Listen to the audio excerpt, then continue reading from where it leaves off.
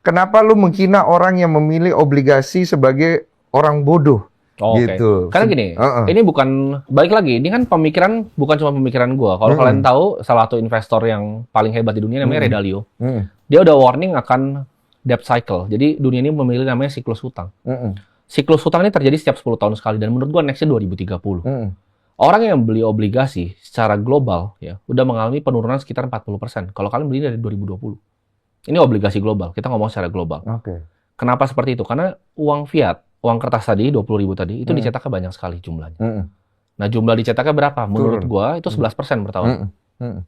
Jadi kalau lu berinvestasi di aset yang tidak 11% per tahun, lu itu kehilangan uang. Berarti itu si uang kertas ini akan turun tuh nilainya itu ya? Oh, sudah pasti kan, air lebih mahal sekarang dibanding dulu. Handphone lebih mahal sekarang dibanding dulu. Berarti harus berubah nih bentuknya ya? Harus berubah menjadi aset. Oh, keren mau bilang kripto.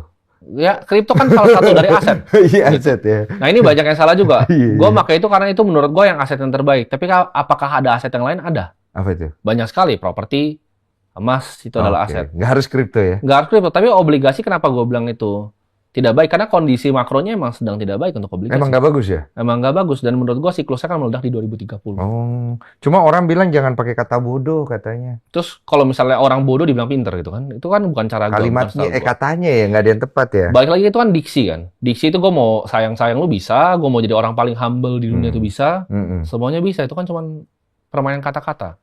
Tapi gue suka at least gue sebutkan apa yang ada di pikiran gue. Kenapa? Karena kalau orang terlalu banyak main peran di sosial media, itu gampang untuk bunuh karakternya kan. Tinggal di pembuktian terbalik karakternya aslinya nggak seperti itu. Contohnya, ini gue contoh. Konten nggak usah keluarga, konten sama pacar bang. Dia couple dekat banget, tiba-tiba dia selingkuh nih, di blow up. Habis pasti karirnya. Kalau gue emang, lu mau nggak suka sama gue, misalnya gue ngomong bodoh, terus mau ngapain gitu kan, nggak suka. Itu kan semua kan subjektif. Dan gue hidup di sini bukan untuk disukai sama banyak orang, tapi untuk bermanfaat untuk banyak orang. Oh, berarti lu dari awal nih udah menganalisa semua, lu udah tahu konsekuensinya, dan lu udah tahu jalan gue ke sana ini lewat sini, ada konsekuensi nih. Betul. Karena banyak kan yang ikutin gue sekarang tuh yang dulunya membenci gue, kebanyakan begitu kan. Karena haters tuh yang menyebarkan lu punya tempat paling cepat. Banyak banget dulu yang nggak suka sama lu gitu ketika lu bikin sesuatu untuk mereka berkomentar, itu mereka fully engaged di sana kan. Mereka komentar di podcast ini, itu kan butuh energi mereka ketik. Ini semua pemikiran ini berawal dari mana, Tim? Karena tadi gue suka gue suka baca banyak hal, gue suka pelajari banyak hal. Gue adalah pelajar dari hidup, jadi gue pelajarin. Suka baca buku? Dulu pas kecil gue suka sekali baca buku. Tapi investasi ya bukunya. Buku investasi. Gue suka baca buku investasi. Ke atas-atas. Dan menurut gue banyak pattern di dunia ini. Sama seperti tadi kan gue bilang tadi. Ada siklus hutang yang bisa bikin obligasi meledak. Semua ini ada patternnya. Manusia kan juga ada patternnya. Atensinya apa, fear-nya apa, ketakutannya apa, greed-nya, serakahnya apa, hope-nya apa. Itu kan bisa di-trigger. Gue tinggal bilang anjing lu semua kan mungkin ada yang udah kesel sama gue. Iya. Itu kan bisa dimainin kayak gue main boneka. Oh, jadi kayak anjing lu semua. Nah, ini adalah sebuah analogi dari kata. Lu bisa putar begitu ya? Bisa dibikin. Manusia kan bisa digerakkan by komunikasi. Oh, lu udah pelajarin tuh algoritma sampai kayak begitu? Bukan algoritma, itu kan dipakai dari zaman perang, propaganda, semua sama. Kalau lu sendiri kan bisa sampai di titik kayak begini tuh ada trigger-trigger tertentu nggak? Oh, apakah ada. Trigger dari lu dibully, trigger dari kondisi keluarga? Oh, kalau gue bisa cerita di sini dari kondisi uang. Jadi uang tuh jadi dendam untuk gue. Jadi dendam? Jadi waktu itu, gue itu kondisinya gue harus biayain nyokap gue dan adik gue waktu itu. Itu masih 16 tahun. Jadi waktu gue ketemu lu di sini, itu 19-an. 19-an itu gue tuh udah kerja. Itu gue udah biayain nyokap gue udah bayarin kuliah kakak gue udah bayarin adik gue punya sekolah. Oke, kenapa itu jadi dendam itu, uang itu? Karena gini, gue ngerasa dari kecil, semua masalah di hidup gue yang ada, itu karena uang pasti. Misalnya, nggak bisa bayar uang sekolah, berantem. Nggak bisa ini, semua tuh karena uang. Jadi itu jadi masalah yang mau gue selesai untuk gue. Tapi gue janji waktu ke Tuhan. Gue janji kalau gue selesai masalah uang ini, gue pengen bantu semua orang bebas juga secara finansial. Jadi itu dulu yang gue pengen lakukan dengan semua konten-konten ini, gue pengen orang bebas finansial. Jadi lu ngelihat di dalam keluarga lu uang ini bisa bikin perpecahan, bisa bikin keributan. Gue rasa itu bukan cuma buat di keluarga gue, tapi di semua keluarga. Kalau kalian tarik nih sampai ujung nih, kayaknya potensi masalah tuh uang.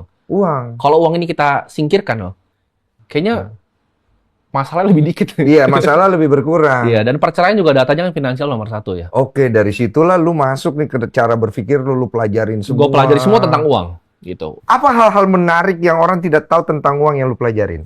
Salah satunya adalah tadi, nggak banyak yang tahu kan, orang tahu data inflasi 1% kan. Tapi ya gue bisa tahu karena gue bagi beras. Jadi ini gue sekalian ngedata juga. Selama 2 tahun terakhir gue bagi setiap minggu tuh sekitar 3-5 ton beras. Setiap minggu hari Jumat itu gue bagi terus. Itu inflasi sekitar 23,5%. Jadi kalau sekarang tahun ini lo beli beras yang sama tahun lalu, itu berasnya harganya itu yang banyak gabahnya sekarang. Itu inflasi 23% beras doang. Pendidikan itu lebih tinggi lagi, bisa 30% tahun ke tahun. Jadi kalau misalnya Bang Densu ini kan pasti punya anak udah mulai siap-siapin financial planning nih, mungkin barang bini untuk anak ini ke depan sekolahnya pasti udah mau disiapin nih dananya nih. Itu harus disiapkan untuk tadi, pendidikan ini naiknya kencang banget, Bang. Apa yang akan terjadi? Kok sekolah harganya mahal-mahal banget gitu? Itu disebut karena inflasi. Jadi banyak yang nggak paham konsep ini. Konsep ini sederhana menurut gua. Inflasi adalah di mana uang lu tuh dicetak. Gitu. Jadi uang itu bisa beredar, Bang. Iya. Jumlah uang yang beredar ini makin banyak. Karena uang yang beredar makin banyak, maka barang-barang makin mahal. Betul. Nah, ini kan dibilang di sekolah nih. Bagaimana kenapa gua nggak sekolah? Pelajarannya menurut gua nggak semua benar. Ini kan teori orang kira ini udah lama sekali. Ini belum 100 tahun. Yang bikin namanya John Maynard Keynes. Ini didoktrin sebagai hal yang bagus nih. Menurut gue ini bukan hal yang bagus. Nggak ada hal yang bagus dengan adanya inflasi. Kalau 3% mungkin ada yang bagus. Tapi kan realnya nggak segitu. Berasnya gue tahu 23,5%. Iya. Jadi ketika lu bekerja nih Bang, contoh ya.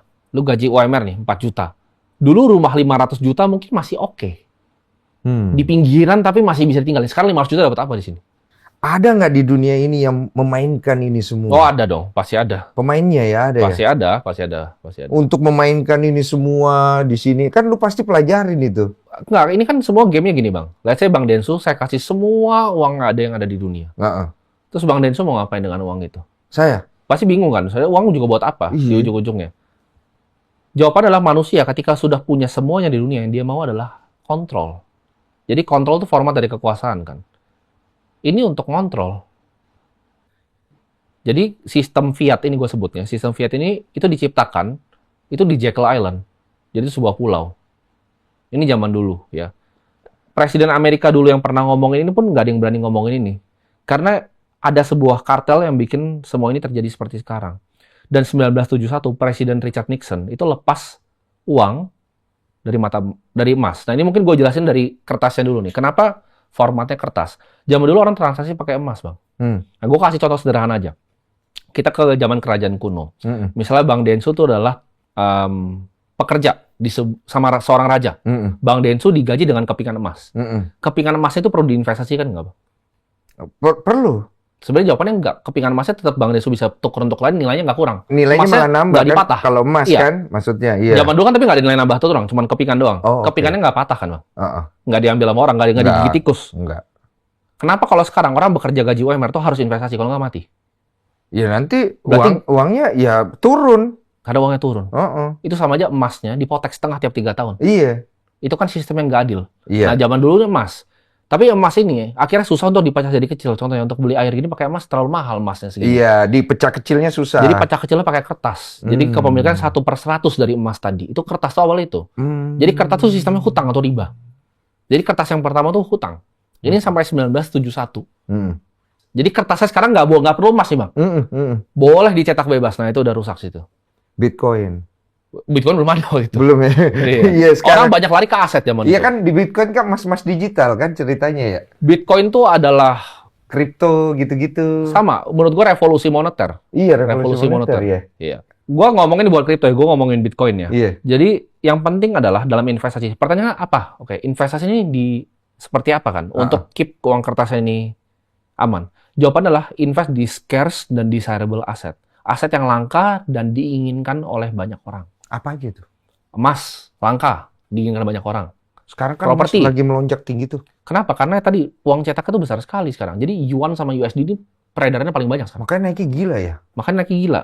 Jadi, sorry, gue potong dulu di situ. Kemarin ada ramalan, gue nggak tahu tuh ramalan atau enggak. Waduh, ramalan. Iya, jadi emas ini kan harganya udah naik nih. Nanti dia akan naik terus, tapi dia tidak akan bisa naik lagi gitu loh. Setelah itu perak nanti yang akan menyusul. Menurut gua nggak begitu ya konsepnya. Karena gini, emas kan juga inflasi. Emas tuh inflasi 2% per tahun. Kenapa? Karena emas bisa digali lagi kan. Kalau perak tuh inflasi jauh lebih tinggi dari emas. Iya, tapi bahan baku emas itu kan tidak lebih banyak daripada uang kertas kan. Betul. Jadi uang emas, ada yang bilang kalau perak akan lebih bagus dari emas, ya itu gue bisa kasih tahu secara makroekonomi nggak akan mungkin terjadi. Berarti ramalan itu tidak benar ya? Tidak benar. Masuk ya secara nggak masuk. Makin pokoknya makin banyak mereka cetak uang, emas makin naik. Soalnya di situ dibilang katanya mulailah beli perak. Nggak. Gue nggak akan pernah beli perak. Oh, enggak ya? Nggak akan beli perak. The next emas lah maksudnya gitu. Nggak, karena nggak scarcity desirable. Orang seperti gue nggak ada yang mau koleksi perak. Ngapain gue koleksi perak? Karena gini, yang lain kan komoditas. Kenapa nggak sekali bilang koleksi minyak aja, barrel of oil dari Saudi gitu? Ngapain? Perak tuh komoditas yang gampang dicari. Rumah lu berminyak semua ya? Iya. Iya. Nah sekarang gue mau bicara tentang produk branding yang lu bangun. Ya. Lu tuh kan selalu bangun tentang kripto, investasi, segala macem gitu. Tapi katanya ujung-ujungnya jualan kelas katanya. Ya. Iya lagi. Nggak masalah. Kok langsung iya? Lanjut. Iya katanya. Gue nggak masalah. Ujung-ujungnya jualan kelas. Apakah memang lu bertujuan seperti itu untuk jualan kelas atau gimana? Gini, apapun itu lu